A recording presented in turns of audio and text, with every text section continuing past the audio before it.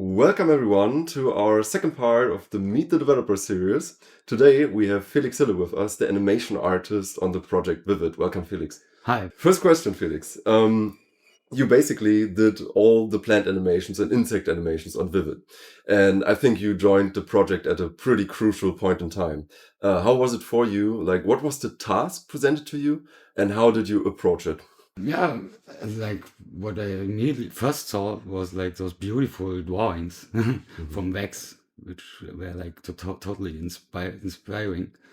And yeah, like always as a motion designer, when I see like beautiful stuff that is static, it kind of starts to get in motion in my head. But yeah, I never been into gaming so far. And I remember when you were asking me, hey, could you do like this animation sprite sheet stuff in Unity? And I was like, no, I, I have no experience with this. And then like in the next morning, I woke up and I felt like, but I could get this experience actually. And of course, I'm like pretty into animation and doing stuff in After Effects. And I always wanted to go for games and felt like this is now the time. That's why I called you then and said, yeah, I changed my mind. I think I can do this. And yeah, then we first met and I saw like the game like almost functional yet, but things were not moving yet. And then, yeah, we got into talk and came to conclusions, developed stuff. I realized like stuff about data, which is way more important in gaming for sure than in like 2D animations for advertisements and stuff like this. Having worked on your first game, how different is it from the usual work you do? Like what's the most different thing? Working so close with developers, which I totally enjoy actually, because I always love this when art and development meet, because I think in collaboration they can come up awesome stuff. And it was really great to work with Melvin and to have his like super technical approach and to have your like idea-driven approach and bringing this together with how could this actually move and what can I contribute to this beautiful thing? This is like what I was mostly into, like, and what I'm always into when I'm working on projects. Like I love collaborations with people and with people who have great ideas, great visions, beautiful artworks, and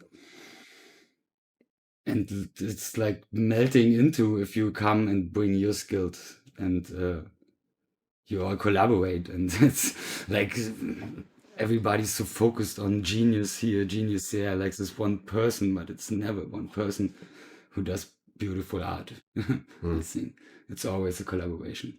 True. Having brought life to the dandelion and Vivid, did it change your perspective on plants in any way? And if so, how? Yeah, yeah, yeah. I know what you're aiming for, because I was telling you all the way that I felt like those dandelions are after me now. 'Cause, like, I saw dandelions everywhere, and I had people walking by that saw me filming dandelions swinging in the wind, because I was like thinking a lot about swinging dandelions in the wind. And now I just it got a little less during our work and now working on other projects, and I saw less dandelions all over the place. But today on my way here for the interviews, they were all back coming to me. I can imagine, man. It's wild. You did all the parts of the dandelion, like the assets we had ready, and you would animate it out. Let's say you got leaves, you got the stem, you got the flower. What was the most time intense one? Or what was like the part of the plant where you like really, really had to think about, okay, how am I going to do this? I was really thinking about a lot.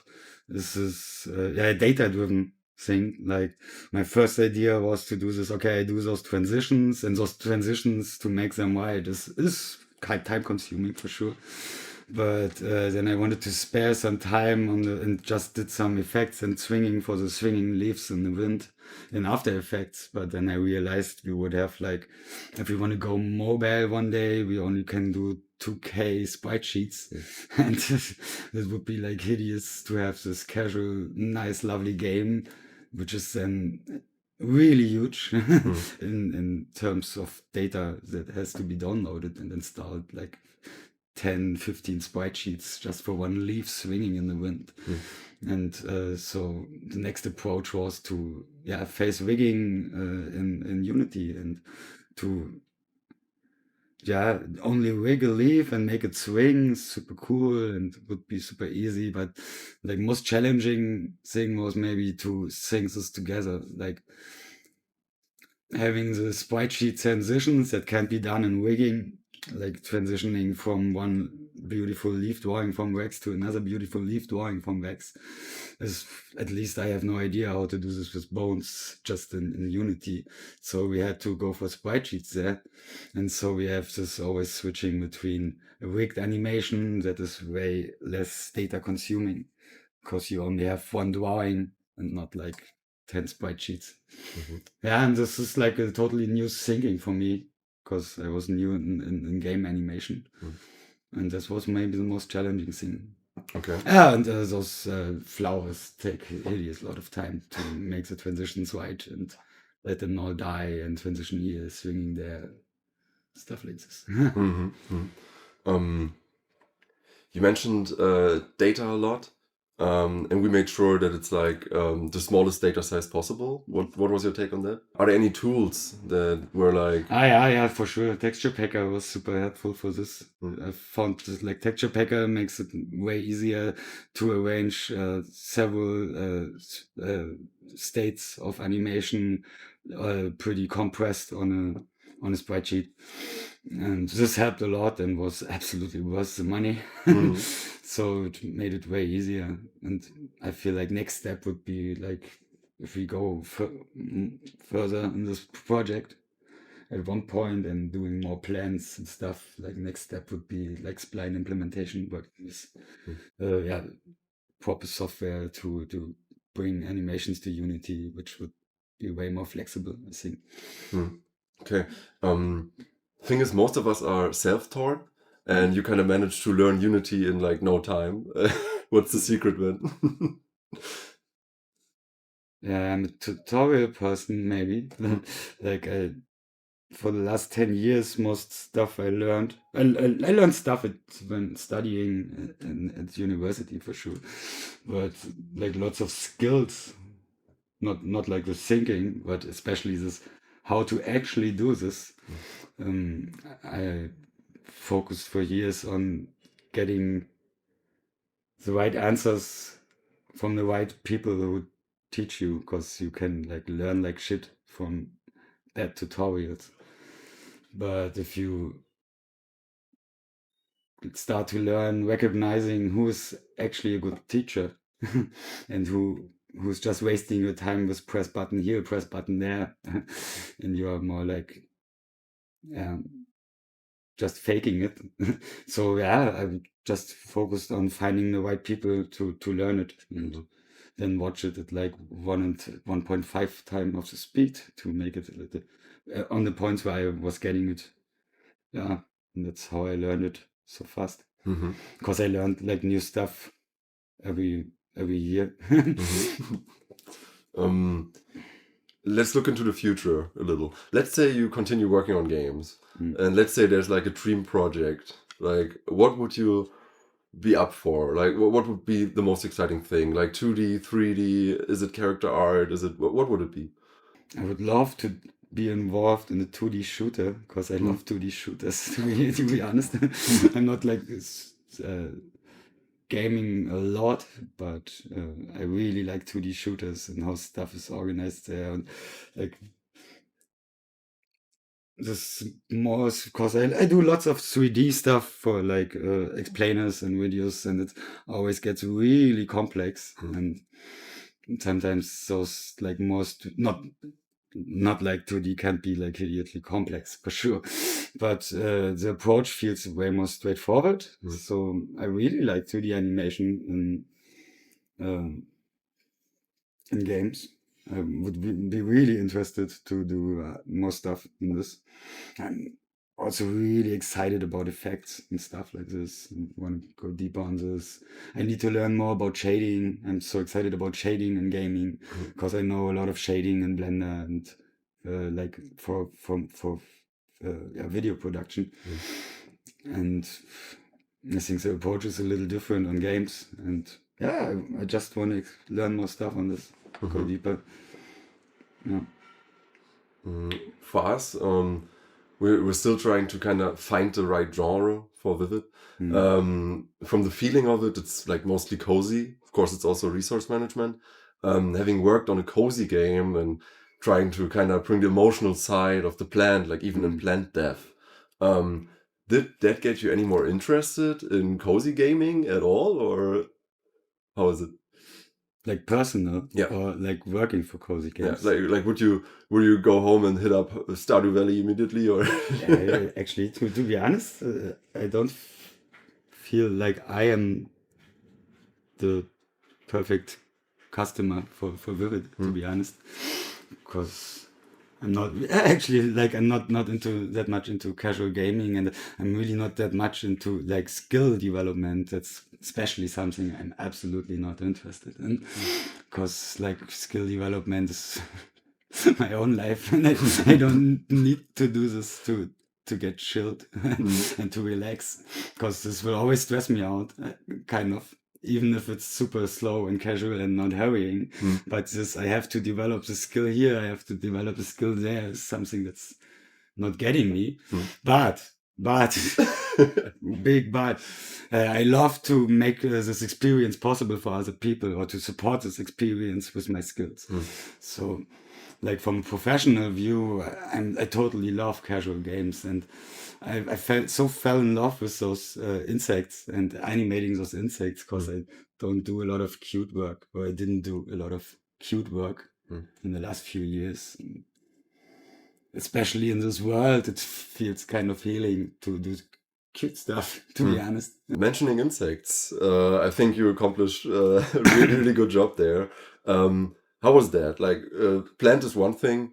Insects, like, it didn't take you too much time, I feel like, but you took a smart approach. So tell us about it. Yeah, it's like I already found out how to do it on the plants, like this whole kinematics, setting up bones, building up kinematics, and then doing the animation work, building all those animation states. So when I started doing the insects, I didn't feel like being super new in this. So I felt more confident, kind of, because I knew what to do. Didn't have to approach with a fail, seeing I didn't have to do so much testing. It was more like, okay, what do I have to do to make this moving? And okay, I need like 6 legs and like a body and like those 2 states of flying and like sitting around. Or idle animation. And yeah, so it didn't take as much time as like the plant, and that's totally makes sense, because like the dandelion is a star, I think. The insects are super cute and important for the plot for sure, but being focused on the functionality of the plant and having this like less complex bugs that just can be cute. And I was so happy when I first saw them flying in the game. When I saw like the ladybugs coming, I was so amazed. So yeah, thanks, Marvin, man.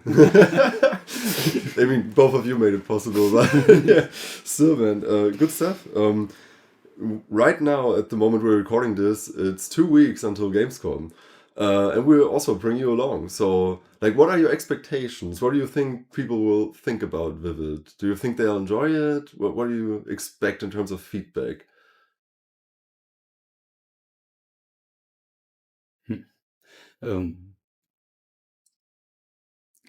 For sure, people will enjoy it because it's lovely, and maybe I'm not like super experienced with like game conventions, so I've been only once on the smallest here, Cactus in Leipzig. So like the whole stuff is really new for me, so I have kind of difficulties to imagine people testing it and giving reaction. But yeah, for sure, people will love it. Maybe it's not like, because those places are really loud and noisy and dark, which is maybe not the most preferable atmosphere for Vivid. I think it would be maybe nicer to play it in the park. But for sure, it is maybe like everything is shouting at you, and maybe Vivid can be a quiet place to come to and to relax a little. I'm really excited, and I will just stand there and watch people enjoy it, I think. Okay. Yeah, we'll see what happens, man. What do you think? Your future in games, where are you heading? Like, right now you're still doing lots of advertising work. Like, do you want to get like strictly out of that, or do you want to make like games a side thing and combine both, or like, what's the idea? What do you wish for? Yeah, it's like when earlier I said I really love when people meet and collaborate, and I really love also when like different industries meet, or like industries is maybe too much, but like, or yeah, this combination of doing like explainers and 2D stuff or 3D stuff and advertisements, and also being in connection with game development, and it's always so refreshing to do different things at the same time. It's like I also do like book design, and it's like after a hideous day of putting pages together and fixing errors, it's so lovely to have some 2D animation in between. So for myself, it's super relaxing to have being in touch with both. And also I think there's like a lot of synergy that come up from advertisement thinking in gaming, and it's like you also have like teasers and trailers, which are pretty much advertisement videos, just with the gaming content. So there's always stuff overlapping, and I'm really interested in that. And also into getting into gaming as well. So we will see what will be next. For sure, I hope to like go further with you guys. Same Because thing, I kind of really fell in love with this animating plants. It's so great and super lovely studio to collaborate with. I really like you, man. Man, thank you. Well, Felix, thank you for this lovely interview, man. We'll see what the future holds for us. I certainly hope for a good Gamescom. And it's just amazing to bring you along. I think you get to meet lots of people. And yeah, just thank you for your time here. And yeah, until the next one, man. Yeah.